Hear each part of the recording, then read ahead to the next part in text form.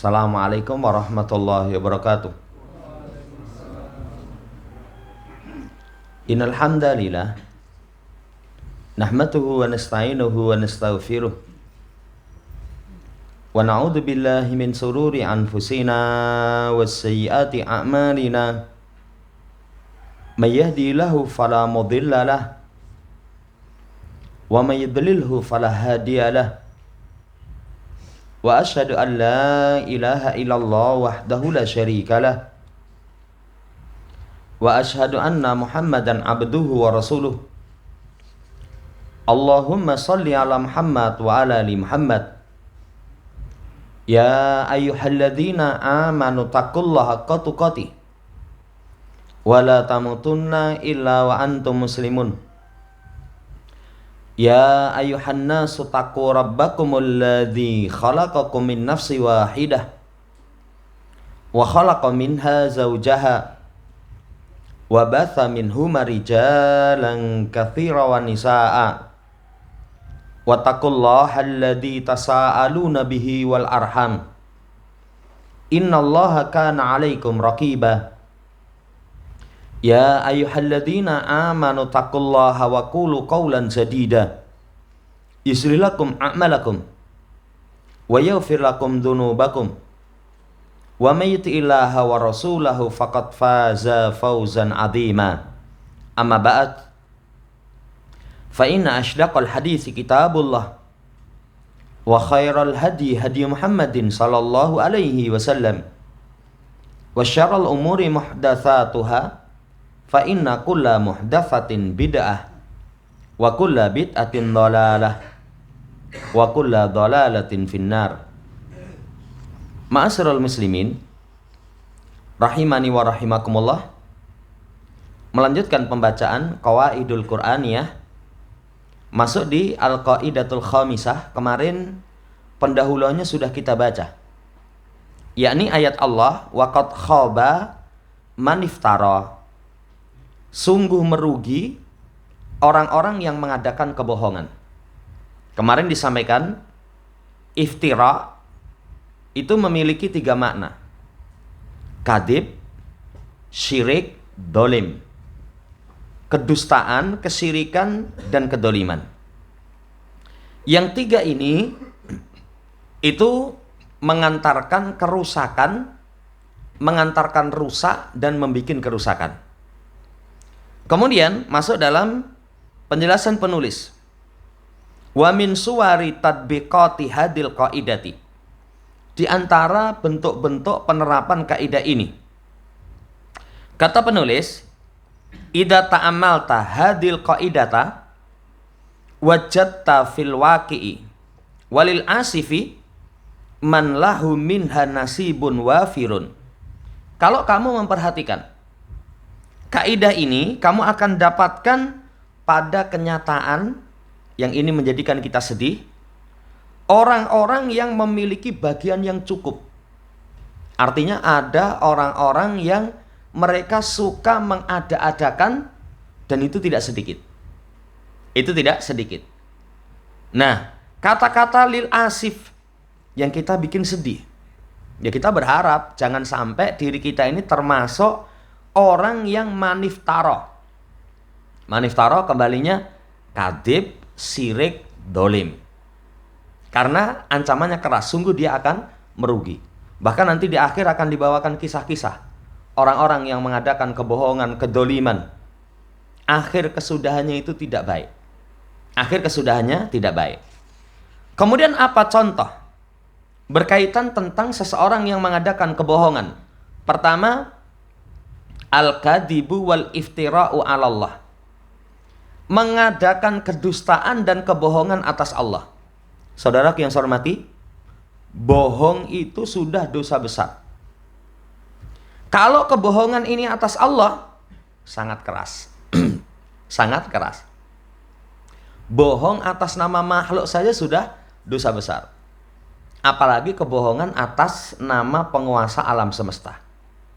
Nah, kebohongan atas Allah itu bil qauli alaihi bi ghairi ilmin bi ayyi suratin minaswar. Seseorang berucap atas Allah tanpa ilmu dengan bermacam bentuknya.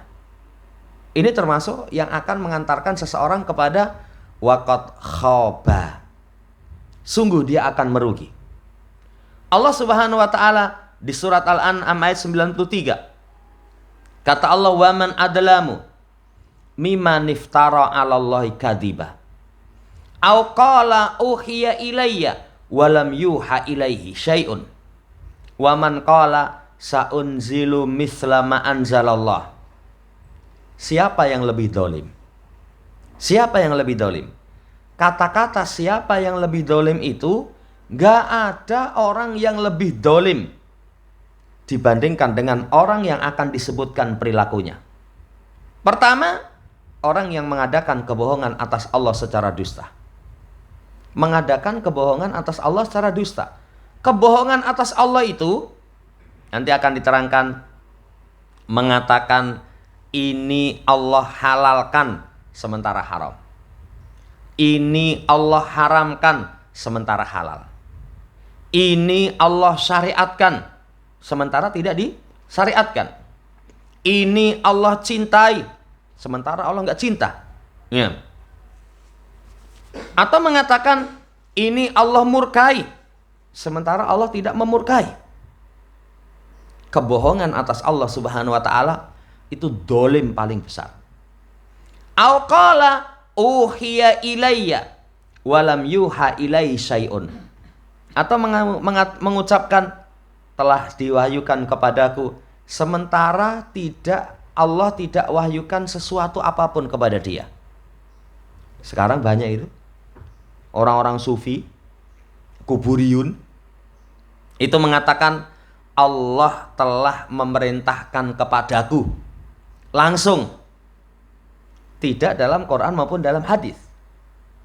Tidak dalam Quran maupun dalam hadis. Itu namanya kebohongan atas Allah. Sangat dolim ini. Sangat dolim. Nah sekarang banyak kok. Dari kalangan orang-orang sufi. Yang rame di berita itu. Dia mengatakan Allah telah memberikan kepada saya ini. Jamaah hormati, itu kebohongan atas Allah. Setelah Rasulullah SAW wahyu sudah terputus. Meninggalnya Nabi sudah terputus. Makanya beliau diangkat sebagai penutup para Nabi. Ini contoh kebohongan atas Allah. Kemudian siapa yang berucap, aku akan turunkan semisal apa yang Allah turunkan. Aku akan turunkan semisal apa yang Allah turunkan. Kebohongan atas Allah Subhanahu wa ta'ala. Apa orang mampu menurunkan semisal Al-Quran? Nggak mampu kok. Nggak mampu. Walaupun mungkin sekilas mirip. Tapi apa ada yang bisa menandingi keindahan Quran? Nggak ada. Kalau orang ahli bahasa, sampai di masa Nabi itu ada orang cerdas, kaya, tokoh. Ya. Satu lagi, keluarganya besar. Kalau orang sudah memiliki 4 itu, dunianya sudah tercapai. Pinter, sugih, kemudian apa? Ya, memiliki keluarga yang banyak, memiliki ketokohan. Sampai orang itu digelari dengan Raihanatu Quraisy. Raihanah itu tumbuhan yang berbau wangi, semerbak. Kala itu mendengar apa yang disampaikan oleh Rasulullah SAW. Orang musyrik menuduh Muhammad itu tuh orang gila. Muhammad itu penyair. Muhammad itu tukang sihir. Karena dia seorang yang cerdas, mendengar apa yang dibaca oleh Nabi Muhammad SAW, enggak. Saya tahu celotehan orang gila. Apa yang disampaikan Muhammad itu tidak seperti celotehan orang gila. Saya tahu mantra-mantra sihir apa yang dibaca Muhammad itu bukan mantra sihir. Saya tahu penyair. Karena memang saya orang yang cerdas, ahli syair. Saya tahu apa yang dibaca Muhammad itu bukan syair. Atasnya keindahan, bawahnya itu penuh dengan kandungan. Quran kan Masya Allah. Susunan bahasanya demikian indah. Karena turun dari sisi Allah Subhanahu wa ta'ala. Hampir orang ini masuk Islam. Lah kok berani ngomong sa'unzilu mithla ma anzalallah. Saya akan turunkan semisal apa yang Allah turunkan. Itu namanya kan kebohongan yang luar biasa. Mampu memang. Mampu. Jangankan satu surat, seayat. Jangankan satu ayat, satu kata, seorang mampu kok. Tidak akan mampu. Jamaah hormati, termasuk khaba maniftara. Sungguh akan merugi orang yang mengadakan kebohongan. Kebohongan paling dolim. Itu kalau seseorang berbohong atas Allah Subhanahu wa ta'ala. Kemudian, waqad dalal Qur'anu ala annal qawla ala Allah bi ghairi ilmin a'dhamul muharramati alal itlaq. Sungguh Quran telah menunjukkan bahwasannya berucap tentang Allah tanpa ilmu itu termasuk pengharaman yang paling besar secara mutlak. Jadi pengharaman paling besar. Kalau atas tadi merupakan a'dhamudulmin, kedoliman paling besar. Kalau ayat yang kedua, pengharaman paling keras. Kalau seseorang berbicara tentang Allah tanpa ilmu. Dalilnya, kul innama harrama rabbil fawahisha ma dhahara minha wa ma batan wal itsma wal baghiya bighairil haqq wa an tusyriku billah ma lam yunazzil bi sultana wa an taqulu 'alallahi ma la ta'lamun. Katakan hai Muhammad, hanya saja Tuhanku mengharamkan kekejian. Ya, lihat lafadznya harrama rabbi. Tuhanku mengharamkan. Pertama, kekejian yang nampak ataupun yang tersembunyi. Kalau kekejian yang nampak, zina, liwat, laki dengan laki-laki. Kemudian nikah dengan mahram.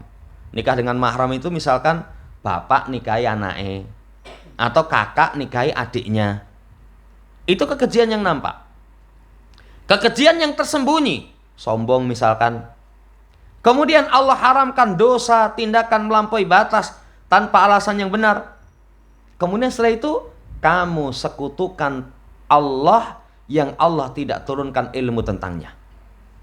Yang terakhir, kamu berucap tentang Allah apa yang kamu tidak ketahui. Berucap tentang Allah sesuatu yang tidak kamu ketahui, itu merupakan a'dhamul muharramat, pengharaman yang paling besar. Coba lihat di situ. Pertama dari fahisyah yang nampak maupun tersembunyi, kemudian dosa melampaui batas tanpa alasannya benar, kedoliman, syirik. Dure syirik ini. Di atasnya kesyirikan. Lah kalau sudah syirik saja itu sudah dolim. Sudah dolim. Inna syirka la dzulmun adzim. Sungguh kedoliman yang besar. Iki dure syirik. Di atas kesyirikan. Berarti berbahaya sekali. Berbahaya sekali. Saudara yang saya hormati, wa anta idza ta'amalta fi hadzal amri. Kamu kalau mau memperhatikan dalam perkara ini, wajadta anal musyrika innama asraka li'annahu qala 'alallahi bighairi ilmin. Kamu akan ketemukan orang musyrik. Kenapa mensekutukan Allah? Karena berucap tentang Allah tanpa ilmu. Kesyirikan tanpa ilmu itu. Makanya ada ayat wa antusyriku billah ma lam yunazil bi sultana. Syirik itu apa? Memberikan ibadah kepada selain Allah. Kok kamu berikan ibadahmu kepada selain Allah? Berarti kamu berucap tentang Allah tanpa ilmu. Kayak yang terakhir rame, namanya haul Gresik. Itu saya dengar sendiri dari tokohnya itu pas acara haul, persis seperti di sekumpul itu. Di Gresik sana juga begitu. Ya Habib Abu Bakar, temani kami, sampaikan hajat kami. Jadi sudah dimintai. Sudah dimintai selain Allah Subhanahu wa taala. Kok kamu tahu?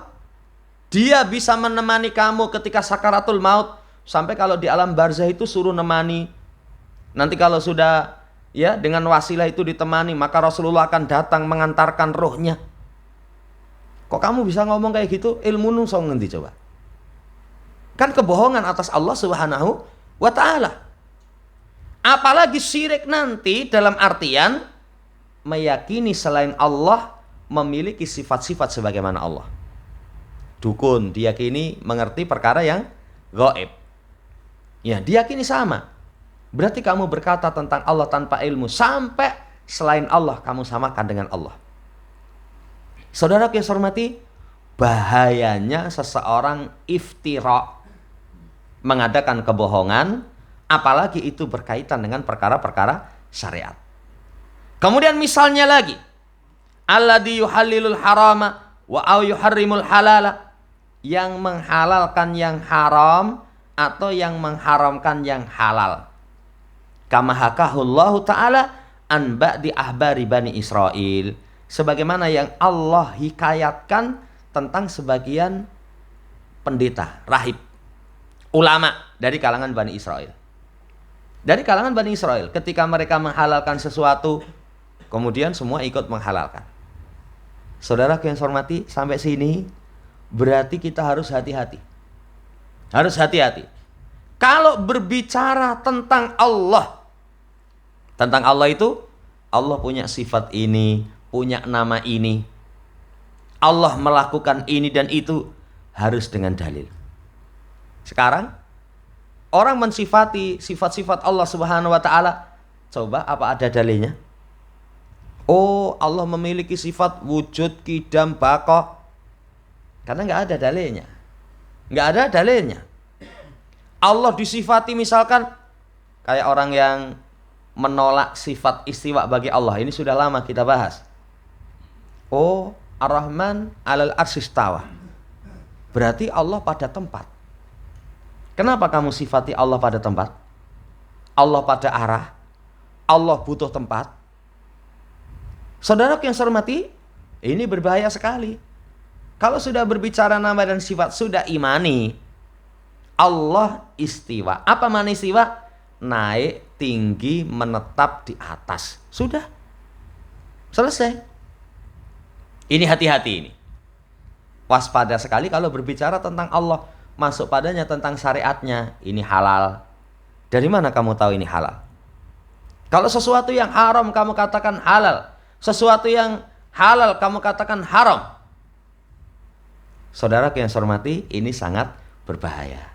Kemudian masuk kebohongan berbicara tentang Allah tanpa ilmu itu, wa yadkhulu fiha alladzina yaftuna bighairi ilmin. Masuk padanya orang-orang yang berfatwa tanpa ilmu. Orang-orang yang berfatwa tanpa ilmu. Fahum min jumlatil muftarina 'alallahi subhanahu wa ta'ala. Mereka itu termasuk sekumpulan orang-orang yang mengadakan kebohongan atas Allah. Fatwa tanpa ilmu.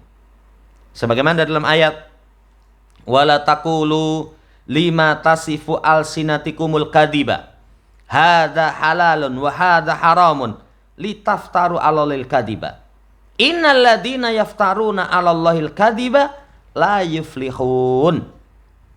Jangan kalian ucapkan pada apa yang disifatkan oleh lisan-lisan kalian secara dusta. Jadi ngomong itu jangan hanya nuruti, kasarannya nuruti lambe.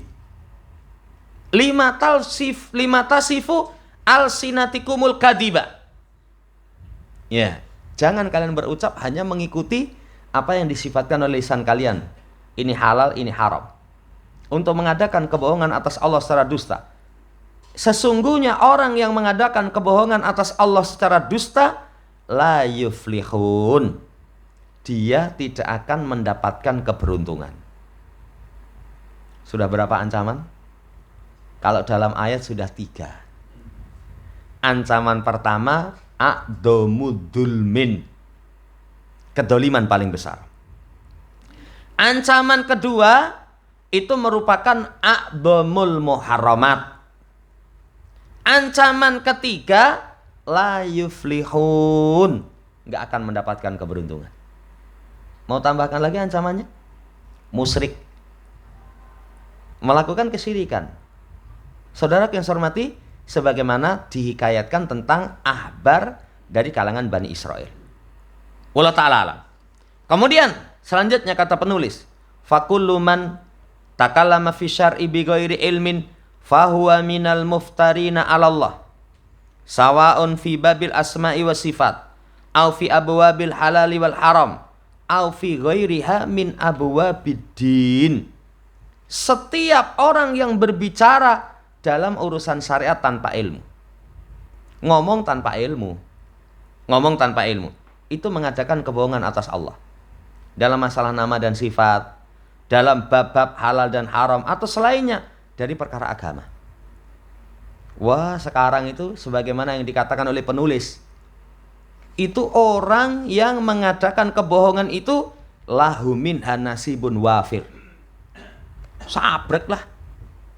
Sabrek. Wis, golek aja nanti di internet itu. Apalagi kalau cerita tentang apa? Orang-orang sufi kuburiyun itu. Wis, berbicara tentang agama itu sekepenak dhewe. Nanti kalau kamu di alam barzah ditanya munkar nakir, ya kertas ki rohno wae. Kaya wis pengalaman yang alam barzah ya. Alam barzah. Ada lagi sing mbah tuwek itu. Ya, saya itu penjaga neraka. Nanti arep masuk itu, oh ojo. Wah, kurang ajar itu. Berbicara tentang perkara agama. Sakepenake dhewe. Ada yang ngomong, saya itu kalau nggak izin, jahanam itu tak pateni. Coba. Lidahnya lancang sekali. Makanya orang berbicara agama, halal haram, sabrek. Yang haram dikatakan halal. Di negeri kita rame. Dulu zina itu kalau suka sama suka, oh nggak apa-apa. Tapi sama bojomu, kalau bojomu kepeksa, itu malah ya kedoliman kepada istri. Parah ya. Minuman keras, apa katanya? Nabith. Padahal kalau nabith itu kan buah di air, sehari 2 hari masih boleh. Tapi kalau sudah minuman keras, haram. Haram. Dikatakan sebagai, enggak, ini cuman minuman seperti itu. Mengatakan yang halal haram, yang haram halal, itu ternyata banyak sekali di masyarakat kita. Saudara yang saya hormati, ini penjelasan penulis. Wali ajli hadza kana katsirun minas salafi yatawarra'u an yajzima bi an ma yufti bi anna ma yufti bihi huwa hukmullah idza kanatil mas'alatu la nassa fiha wala ijma'. Ini perhatikan salaf kita. Karena perkara inilah kebanyakan dari salaf itu menjaga diri untuk memastikan ketika memberikan fatwa, ini hukum Allah. Ini hukum Allah.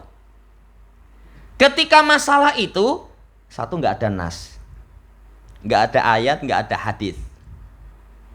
Yang keduanya tidak ada ijma. Ayat, hadis, ijma nggak ada. Nggak berani itu misalkan, ya alim, apa hukumnya ini? Menurut hukum Allah, nggak berani. Kenapa? Nggak ada ayat, nggak ada hadis. Nggak ada ayat, nggak ada hadis. Coba kalau di masa sekarang, betapa banyak orang gampang sekali mengatakan ini aturan Islam, ini tuntunan Islam. Mungkin teringat masalah fikih saja.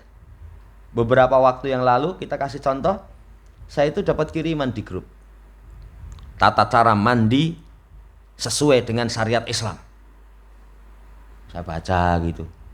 Nah, setelah saya baca itu kan di grup. Pertama katanya siram bagian kaki. Setelah itu nanti munggah ke mata kaki. Setelah itu ke tumit, ke betis. Terus nanti ke lutut, terus ke atas gitu.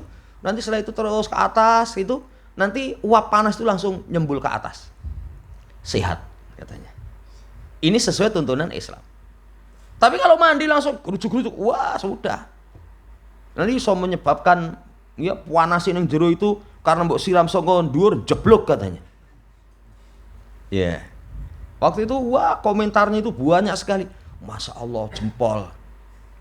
Bahkan diperkuat dengan menurut penelitian pakar kesehatan. Itu seperti itu. Waktu itu kita cuman iseng, dalil kasih tanda tanya. Nggak ada dalilnya ternyata. Apa ada tuntunan Nabi kalau mandi seperti itu? Hal yang orang anggap masalah fikih. Berani itu. Masalah yang saudara yang saya hormati. Makanya jangan heran masalah yang lebih besar. Ngomong ini aturan Islam, ini Islami, ini syar'i. Gampang sekali. Padahal kalau para salaf kita, sesuatu itu kalau nggak ada ayat, nggak ada hadis, nggak ada ijma', itu mereka menjaga diri untuk memastikan huwa hukmullah. Itu hukum Allah Subhanahu wa ta'ala. Sebagian salaf itu mengatakan liyataki ahadukum ayakula ahalallahu kada wa harama kada. Fayakulullahu lahu kadabtah. Lam uhilla kada wa lam uharrim kada. Hendaknya salah seorang di antara kalian itu menjaga diri. Allah halalkan ini, Allah haramkan ini. Maka Allah nanti akan berkata kepadanya, kamu dusta. Aku tidak halalkan ini, aku tidak haramkan ini. Ini hati-hati. Saya teringat sekali Utsaimin. Beliau itu mengingatkan. Dan dalam kalimat-kalimat beliau, sepengetahuan kami.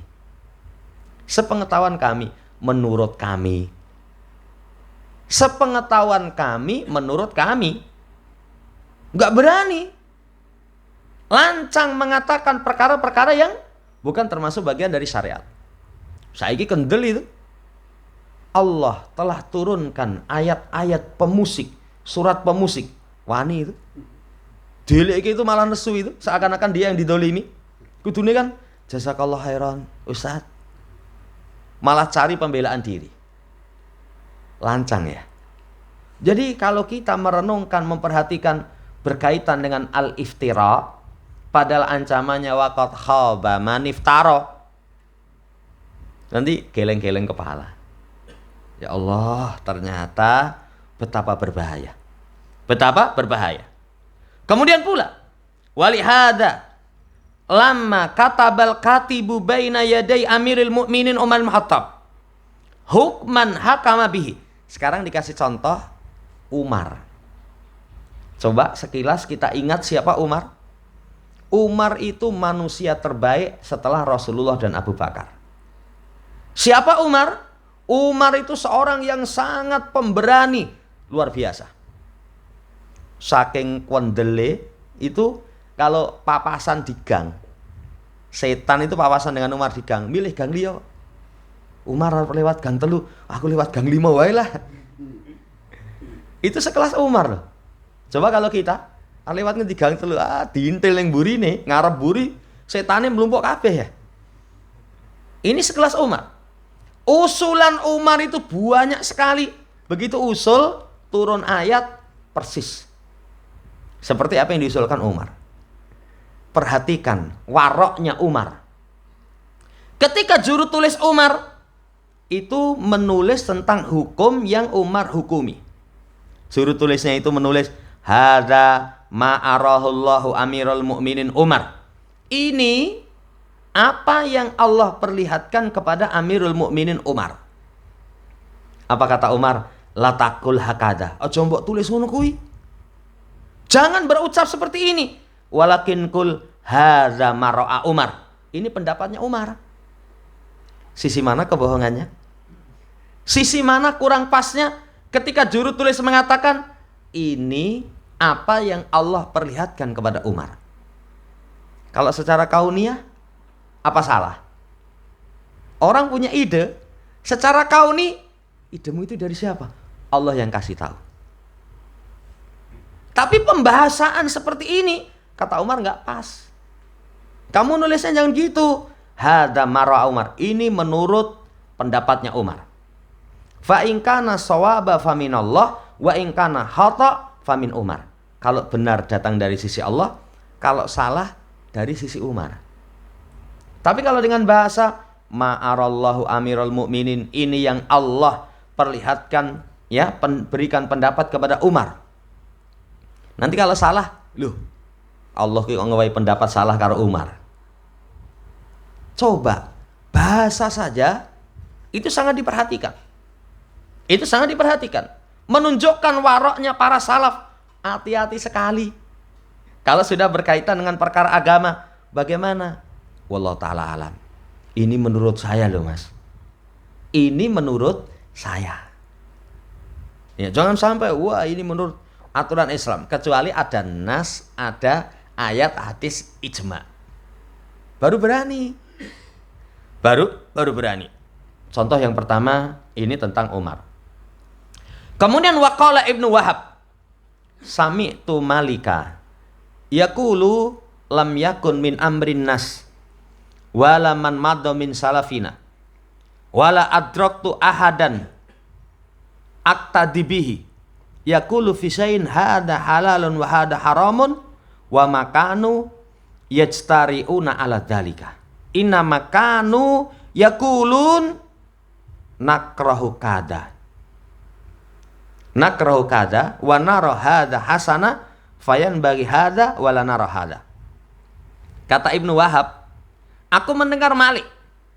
Kata Imam Malik, tidaklah ada dari urusan manusia, dari orang-orang yang telah lalu dari pendahulu kita, para salaf kita, aku telah mendapati salah seorang yang aku jadikan panutan dalam hal itu. Mereka mengatakan ini halal, ini haram. Ya, tidaklah mereka lancang atas itu, nggak berani itu.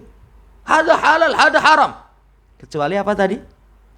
Ada nas, ijma. Kalau misalnya zina itu halal atau haram? Haram. Kenapa berani?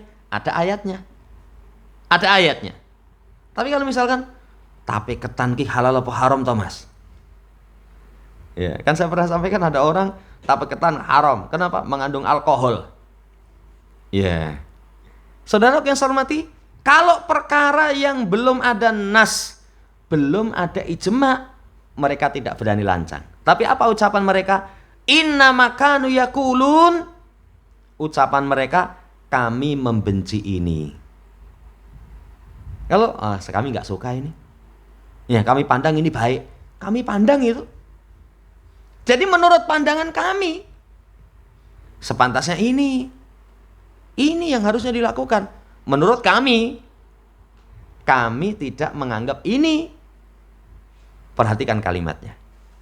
Dan ini yang diikuti oleh para ulama-ulama kita. Nah, silakan lihat fatwa-fatwa ulama di masa sekarang. Ya sebelumnya sudah meninggal Syekh Albani, kemudian Syekh bin Baz. Ya, ulama-ulama yang sudah meninggal. Atau ulama-ulama masih hidup, Dr. Shalih Fauzan. Ini Masya Allah. Kalau perkara-perkara yang sekali lagi tidak ada nas Quran dan hadis, kemudian tidak ada ijma, menurut kami tidak suka. Ini bahasa-bahasa para salaf. Lah harusnya kita begitu, pendahulu kita seperti itu. Hati-hati, jangan gampang seseorang ini aturan Islam, ini hukum Islam, kecuali tanpa dalil. Wallahu ta'ala alam. Fa'ala man lam yakun indau ilmun fi ma yatakallamu bihi an yumsika lisanahu. Nasihat penulis atas orang yang tidak memiliki ilmu pada apa yang dia ucapkan, tahan lisan. Ya kalau memang belum punya ilmu ya sudah, tahan lisan. Wallahu alam, enggak tahu saya. Tanyakan yang lain. Romudengi mas. Belum paham saya. Wa alaman tasaddara li ifta'in nas an yura'iya hadya salaf fi hadal bab. Atas orang yang dia itu dimunculkan untuk memberikan fatwa. Tapi kalau kita misalkan ya dimunculkan untuk memberikan fatwa, ditokohkan, itu memperhatikan petunjuk salaf dalam bab ini. Itu lebih baik. Lebih baik. Saya tadi pagi itu moco iki diterapke. Jadi ada orang tanya, kuburan di ini dikasih apa? Kotaan tembok itu loh. Bukan dikicing. kotaan tembok. Ditanya, gimana hukumnya? Wallah alami mas. Ya saya ngerti saya kalau asalnya kuburan itu nggak boleh ditembok kecuali khawatir longsor. Itu di fatwa ada. Misalkan pinggir kali sini, mau buat tembok sini, wah gue longsor, khawatir longsor. Tapi kalau nggak khawatir longsor, nggak boleh. Ya saya nggak tahu. Ya cuman kalau saya tidak suka nanti udah terus ditumpuin lo kan nggak apa-apa. Misalkan kita kubur jenazah, setelah itu sekian waktu dikubur di situ. Jamaah hormati, coba kita berusaha untuk satu, kalau memang tidak tahu, tahan lisan. Tapi kalau kita sering misalkan dikasih pertanyaan-pertanyaan, coba ikuti petunjuk salaf. Kalau ada ayat, sampaikan ayat. Ada hadis, sampaikan hadis. Ada ijma, sampaikan ijma. Ini syariat Allah. Tapi kalau nggak ada ayat, nggak ada hadis, nggak ada ijma, wallah alami mas. Kalau saya baca di fatwa ya kata ulama, ini. Tapi kalau nggak ada lagi, kalau saya kok kurang senang ya mas. Kurang senang. Tapi wallah alam. Ini namanya sifat kehati-hatian. Wallah ta'ala alam. Ini dulu yang bisa kita sampaikan, insya Allah nanti masuk pada pembahasan yang seterusnya. Ya, Allah ta'ala alam.